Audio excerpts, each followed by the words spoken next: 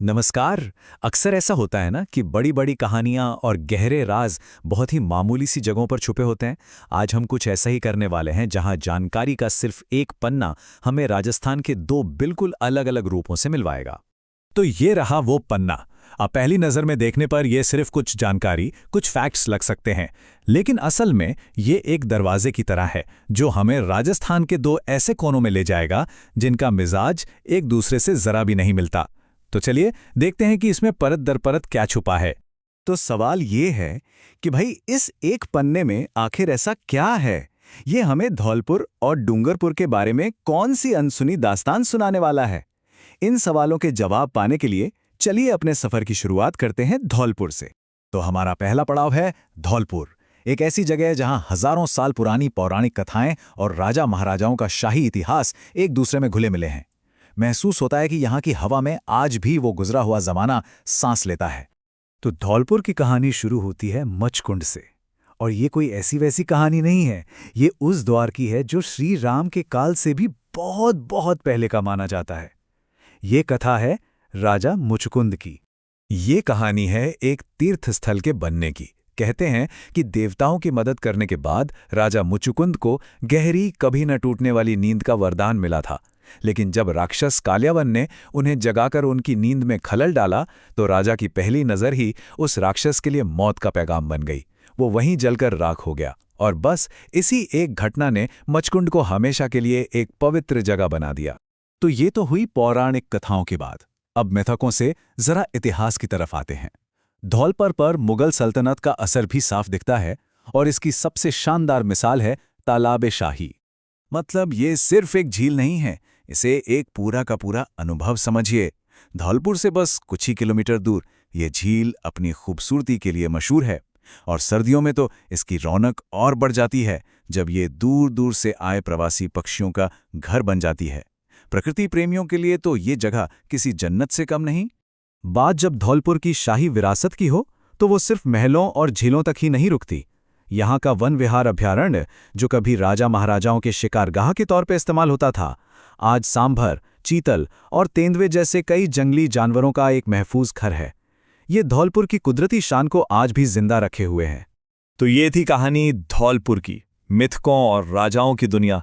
अब उसी पन्ने पर नजर दौड़ाते हैं और रुख करते हैं दक्षिण का, एक बिल्कुल ही अलग दुनिया की तरफ।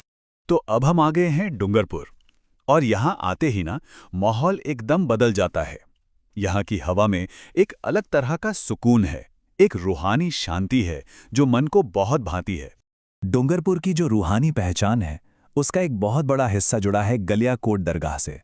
ये दाऊदी बोहरा समुदाय के लिए सिर्फ एक दरगाह नहीं, बल्कि उनकी आस्था का एक बहुत बड़ा, बहुत अहम मरकज है।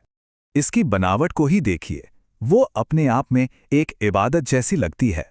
जरा सोचिए, एक ऐसी दरगाह जो पूरी की पूरी सफ़ेद संगमरमर से तराशी गई हो और जिसकी अंदरूनी दीवारों पर कुरान की आयातें सोने से जड़ी हों। ये कला और आस्था का एक ऐसा खूबसूरत संगम है जो दिल को सुकून से भर देता है। दरगाह के अलावा डूंगरपुर की एक और पहचान है गैब सागर झील। इसकी खूबसूरती के बारे में जो कहा गया है वो बिल्कुल सटीक है। ये शहर के शोर शराबे से दूर एक शांत ठिकाना है जहां परिंदों की चहचहाट गूंजती रहती है। और इस झील की खासियत सिर्फ इसका कुदरती हुस्न ही नहीं है। इसके किनारों पर बने उदय विलास पैलेस और विजयराज राजेश्वर मंदिर जब पानी में अपनी परछाई बनाते हैं तो ऐसा लगता है मानो कुदरत और इंसान की कला एक दूसरे से गले मिल रही हों। डूंगरपुर की रूहानी यात्रा की बात हो और बेणेश्वर मंदिर का जिक्र न हो, ऐसा तो हो ही नहीं सकता। ये मंदिर अपने आप में बहुत खास है क्योंकि यह सोम और माही, दो पवित्र नदियों के संगम पर बना है, और इसी वजह से इसकी अहमियत और भी बढ़ जाती है। लेकिन इस मंदिर में जो चीज़ सबसे ज़्यादा चौंकाती है वो है यहाँ का शिवलिंग। ये कोई आम शिवलिंग नहीं है, बल्कि ये कुदरती तौर पर 5 हिस्सों में बटा हुआ है। और कमाल की बात यह है कि खंडित होने के बावजूद इसकी पूजा एक साथ ही होती है। आस्था का ऐसा अनोखा प्रतीक शायद ही कहीं और देखने को मिले। तो देखा आपने, हमने अभी अभी दो बिल्कुल अलग दुनियाओं का सफर तय किया है। एक तरफ धौलपुर का शाही अंदाज और पौराणिक कथाएं, तो दूसरी तरफ डूंगरपुर की गहरी आस्था और शांति। अब इन दोनों कहानियों को जरा साथ रखकर देखते हैं। तो आखिर में तस्वीर क्या बनती है? एक तरफ है धौलपुर, जो हमें हजारों साल पुराने हिंदू मिथकों, मुगल बादशाहों के इतिहास और घने जंगलों की दास्तां सुनाता है। तो वहीं दूसरी तरफ है डूंगरपुर, जो हमें बोहरा समुदाय की आध्यात्मिक विरासत, झीलों की खामोशी और पवित्र नदियों के संगम की रूहानी दुनिया में ले जाता है। और सच पूछिए तो यही तो सबसे कमाल की बात है। एक ही राज्य है राजस्थान, लेकिन उसके अंदर कितने अलग अलग रंग, कितनी अलग अलग दुनियाएं बसती हैं। जानकारी का एक छोटा सा पन्ना हमें यह बताता है कि एक ही जमीन पर कितने जुदा इतिहास, कितनी अलग संस्कृतियां और कितने भिन्न विश्वास एक साथ सांस ले सकते हैं। और ये सब हमें एक बड़े ही दिलचस्प सवाल पर लाके छोड़ देता है। अगर एक मामूली से पन्ने में इतनी कहानियां हो सकती हैं, तो जरा सोचिए, अगली किताब, अगले लेख या अगले पन्ने में जिसे हम पलटें, उसने कौन सी अनजान दुनियाएं खोजे जाने का इंतजार कर रही हैं।